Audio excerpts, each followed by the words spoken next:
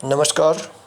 आप सभी का एक बार फिर से स्वागत है आपके अपने YouTube चैनल फिज़िकल एजुकेशन अड्डा के ऊपर, जहां आपको फिज़िकल एजुकेशन एंड स्पोर्ट्स की हर अपडेट जो है समय समय पे मिलती रहती है। आज एक बार फिर हाजिर हैं हम स्पोर्ट्स के नेक्स्ट 25 इम्पोर्टेंट क्वेश्चंस को लेके, जो आ सकते हैं next UPTGT, DSSB TGT PGT and UK अल्टी exam में।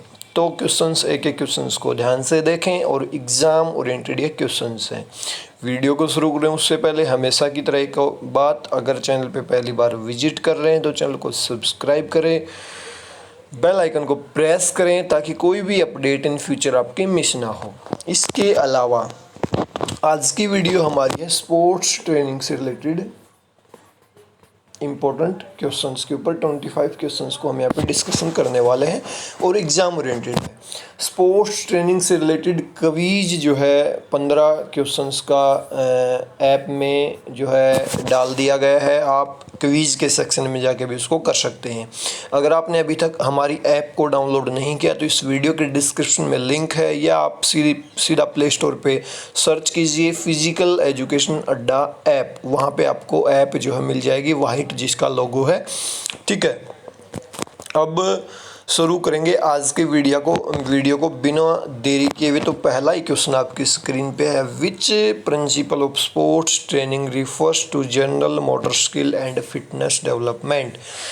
तो जो स्पोर्ट्स ट्रेनिंग का एक प्रिंसिपल है जनरल मोटर स्किल और फिटनेस डेवलपमेंट का, तो वो कौन से प्रिंसिपल में ये चीज़ें आएंगी। जैसे आपको पहले जनरल मोटर स्किल डेवलप करनी है या फिटनेस डेवलपमेंट करनी है, तो ये कौन से प्रिंसिपल में आएंगी। देखो, स्पोर्ट्स ट्रेनिंग के अलग अलग प्रिंसिपल होते हैं, तो उसी कड़ी में पूछा है कि एक सामान्य मोटर स्किल डेवलपमेंट है और सामान्य जो आपकी फिटनेस है वो किस प्रिंसिपल के तहत आएगी। तो यहाँ पे जो राइट आंसर हो जाएगा प्रिंसिपल ऑफ स्पेसिफिसिटी। स्पेसिफिसिटी का मतलब क्या है, आप किसी स्पेशल एरिया में अपने आप को डेवलप कर रहे हो, किसी स्पेशल फैक्टर को डेवलप कर रहे हो। ठीक है, इसके बाद next question same as it is है, principle of specificity refers to. ये किसके ऊपर डिपेंड करता है, किसके ऊपर डिपेंड करता है, ये आपका करता है, यहाँ पे थोड़ा सा कंफ्यूजिंग है, मैं सॉरी, यहाँ पे जो राइट आंसर होगा हो जाएगा nature of training load. Nature of training load मतलब किस आप फैक्टर को डेवलप कर रहे हो, तो वहाँ पे आपको ट्रेनिंग लोड कैसा देना है, वो यहाँ पे राइट आंसर हो जाएगा ऑप्शन ए। इसके बाद नेक्स्ट क्वेश्चन आपकी स्क्रीन पे है, नेक्स्ट क्वेश्चन आपकी स्क्रीन पे है, sports training programme are developed through a series of training periods और cycle based on the principle of. मतलब भाई यहाँ पे पूछा है, मैं इसकी हिंदी आपको बताऊँ तो स्पोर्ट्स ट्रेनिंग जो प्रोग्राम होता है वो एक सीक्वेंस में चलता है, एक सीरीज में चलता है, मतलब एक साइकिल में चलता है। तो वो कौन सा प्रिंसिपल होता है, तो यहाँ पे हो जाएगा प्रिंसिपल ऑफ पीरियडाइजेशन। मतलब पीरियडाइजेशन बनाया जाता है, पहले प्रिपरेटरी फेज आता है, फिर कंपटीशन पीरियड आता है, लास्ट में ट्रांजिशन के लिए 4 पीरियड होते हैं इसमें बेसिकली। तो पीरियडाइजेशन का प्रिंसिपल हो जाएगा कि एक सीरीज में जो है चलता है सारा सिस्टम। इसके बाद next question, interval training involves. Interval training में क्या शामिल होता है, तो इंटरवल जो ट्रेनिंग होती है, अंतराल जो प्रशिक्षण है, उसमें high intensity with less intense training जो है शामिल रहता है। ये क्वेश्चन आपको याद रखना, एग्जाम ओरिएंटेड है। इसके बाद है strength endurance can be developed with. Strength endurance को आप कैसे डेवलप कर सकते हो, सबसे पहले आपको ये पता होना चाहिए कि दरअसल स्ट्रेंथ इंडोरेंस होती क्या है। स्ट्रेंथ इंडोरेंस को जानने से पहले भी आपको पता होना चाहिए स्ट्रेंथ क्या होती है और इंडोरेंस क्या होती है। स्ट्रेंथ होती है बेसिकली किसी रेसिस्टेंस के विरुद्ध आपकी काम करने की क्षमता, और इंडोरेंस है लगातार काम करने की अक्षमता। तो ये दोनों चीज़ मिलके किससे डेवलप हो सकती हैं, तो ये हो सकती हैं सर्किट ट्रेनिंग से डेवलप। भाई याद रखें, एग्जाम ओरिएंटेड। इसके बाद है मैक्सिमम स्ट्रेंथ को आप किससे डेवलप कर सकते हो, तो ये कर सकते हो वेट ट्रेनिंग से। मैक्सिमम स्ट्रेंथ क्या होती है, किसी मैक्सिमम रेसिस्टेंस के विरुद्ध एक सिंगल कॉन्ट्रैक्शन में जो है उसका प्रतिरोध करना, उसके खिलाफ काम करना, तो ये मैक्सिमम स्ट्रेंथ आपकी कहलाती है। नेक्स्ट क्वेश्चन आपकी स्क्रीन पे है, What is the time for which the player must rest in between session of strength training? मतलब आपने स्ट्रेंथ ट्रेनिंग की तो अब कितने समय का रेस्ट चाहिए बीच में, आपको कितने घंटों का रेस्ट चाहिए? तो ये हो जाएगा 48 आवर्स का कम से कम आपको रेस्ट चाहिए एक बार अगर आपने स्ट्रेंथ ट्रेनिंग कर ली है तो। इसके बाद स्ट्रेंथ किससे इंक्रीज होती है speedily? Strength gain is fastest with किससे होगी? तो यहाँ पे राइट आंसर हो जाएगा आइसोकाइनेटिक। आइसोकाइनेटिक ट्रेनिंग से स्पीडली जो है आप गेन कर सकते हो स्ट्रेंथ को। याद रखें ये बात, एग्जाम ओरिएंटेड है। इसके बाद next question, what type of training improve the speed at a muscle shortens? तो कौन सी जो है ट्रेनिंग जो है स्पीड को इम्प्रूव करती है जहाँ पे मसल शॉर्टन होती हैं? तो मोस्ट इम्पोर्टेंट क्वेश्चन है भाई, यहाँ पे जो है राइट आंसर हो जाएगा आपका,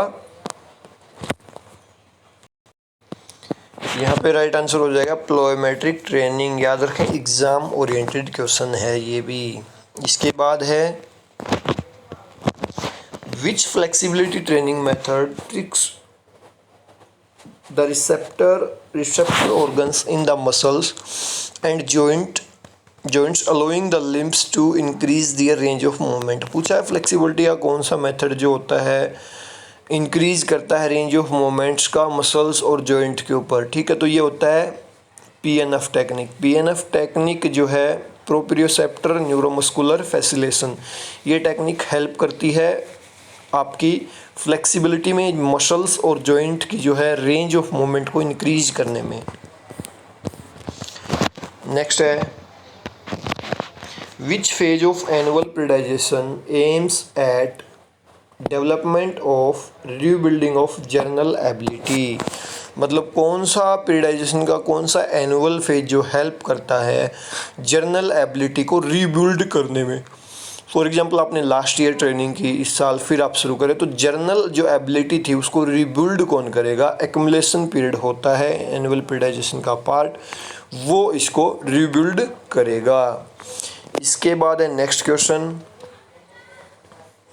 physical ability which enables a person to rapidly change body position and difference in a precise manner is called.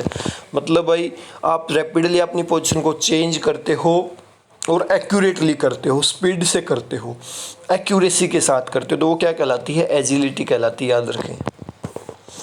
इसके बाद है fartlek training is used best to develop. Fartlek training use की जाती है क्या डेवलप करने के लिए? Endurance training. याद रखें भाई इंडोरेंस ट्रेनिंग को डेवलप करने के लिए फाल्टरलैक बेस्ट मेथड है। इसके बाद है adaptation to training load at high altitude is known as. High altitude के ऊपर ट्रेनिंग के लिए अडेप्ट हो जाना, उसके अनुकूल हो जाना, वो क्या कहलाता है? एक्यूमुलाइजेशन। ऑप्शन सी यहाँ पे राइट आंसर हो जाएगा। इसके बाद है aerobic training, aerobic fitness is best achieved through. जो एरोबिक जो फिटनेस है वो किसके द्वारा अचीव की जा सकती है? तो वो लॉन्ग डिस्टेंस रनिंग के द्वारा जो है अचीव की जा सकती है, याद रखें एग्जाम ओरिएंटेड। नेक्स्ट है progressive method can equally be used in teaching the activity except. Progressive method हर कहीं यूज हो सकता है, एक को छोड़ के, वो बताना है के अलावा। तो यहाँ पे पोल वॉल्ट में ये यूज नहीं होता है, बाकी सभी में यूज होता है प्रोग्रेसिव मेथड। इसके बाद है isometric exercise is one in which muscle length is. Isometric वो एक्सरसाइज होती है जिसमें मसल की लेंथ रहती है कंस्टेंट, ना बढ़ती है ना घटती है, कंस्टेंट बनी रहती है। इसके बाद है Cybex machine is based on the principle of. Cybex machine किसके सिद्धांत पे काम करती है? आइसोकाइनेटिक कॉन्ट्रैक्शन के सिद्धांत पे ये काम करती है। इसके बाद नेक्स्ट क्वेश्चन है pushing against the stationary wall is an example of. Pushing against the stationary wall मतलब एक वॉल के दीवार को आप धकेल रहे हो, तो वो किसका उदाहरण है? तो ये है आइसोमेट्रिक एक्सरसाइज का, जिसमें हमने अभी पढ़ा कि मसल ना कॉन्ट्रैक्ट करती है ना रिलैक्स करती है, एक कंस्टेंट पोजीशन में बनी रहती, तो ये क्या कहलाती है, आइसोमेट्रिक एक्सरसाइज। इसके बाद है super compensation means. Super compensation means होता है भाई adaptation to load, adaptation to load. इसके बाद next question, stadiometer is use to measure. Stadiometer किसको मापने के लिए यूज़ किया जाता है, यहाँ पे राइट आंसर हो जाएगा हाइट।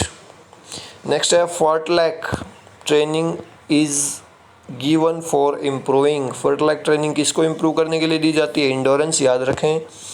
इसके बाद है active flexibility refers to. Active flexibility किसको रिफर्स करती है, तो यहाँ पे राइट आंसर हो जाएगा मस्कुलर स्ट्रेच विदाउट असिस्टेंस। बिना किसी बाहरी मदद के एक्टिव मस्कुलर मसल्स को स्ट्रेच करना, ठीक है। नेक्स्ट है micro cycle involves training of. Micro cycle में क्या शामिल रहता है, कितने दिन की ट्रेनिंग होती है, तो माइक्रो में 1 वीक की भाई, 4 से 6 डेज भी हो सकता है। इसके बाद है leg strength can be best improved. Leg strength को आप किससे इम्प्रूव कर सकते हो, तो डेप्थ जंप, गहराई जंप से आप इसको ज़्यादा इम्प्रूव कर सकते हो। तो ये थे आज के 25 क्वेश्चंस इंपॉर्टेंट जो हमने यहाँ पे कवर किए। 25 इंपॉर्टेंट क्वेश्चंस जो इंग्लिश में है। बहुत सारे बच्चे कहेंगे कि हिंदी में होने चाहिए, तो बीच बीच में कोशिश रहती कि हिंदी में भी क्वेश्चंस को ले आए भाई। देखो मेरी आदत है, मैं डायरेक्टली एग्ज़ाम ओरिएंटेड क्वेश्चंस करवाता हूँ, और मेरे को जहाँ से लगता है कि डायरेक्ट क्वेश्चन आ सकता है मैं वहाँ से उठाता हूँ। अब मैं आपको इजी वे में क्वेश्चंस उठा लाऊँ कोई जिसके अंदर हिंदी और इंग्लिश आते, तो उसमें कोई मज़े वाली बात नहीं है। अपना स्ट्रेट फॉरवर्ड एक ही रूल है कि बेस्ट से बेस्ट क्वेश्चंस उपलब्ध करवाना। आप इनको समझ के याद करो, चाहे आंसर का रट्टा मार लो, ठीक है, वो आपकी मर्जी है, चाहे कुछ भी करो, लेकिन ये हेल्पफुल होने वाले हैं आपके एग्ज़ाम में। डायरेक्ट क्वेश्चन इन क्वेश्चंस में से आ सकते हैं, ठीक है। ज़्यादा मैं कुछ नहीं कहूँगा। फिर भी आपको अपनी तैयारी में कमी लगती है और इसी तरह के क्वेश्चंस आप चाहते हो 2.5 से 3 हज़ार एग्ज़ाम से पहले पढ़ने, तो हमारे यूपी टीजीटी और डीएसएसबी टीजीटी पीजीटी में से कोई भी कोर्स आप बाई कर सकते हैं। यूपी टीजीटी कोर्स में ज़्यादातर जो मटेरियल है वो हिंदी में है, और डीएसएसबी में जो मटेरियल है वो ज़्यादातर इंग्लिश में। तो आप कोई भी जो है कोर्स ले सकते हैं, जो भी आपको लैंग्वेज बेस्ट लगे। तो अभी के लिए इस वीडियो में इतना ही। वीडियो को लास्ट तक देखने के लिए आप सबका बहुत बहुत धन्यवाद। Thank you.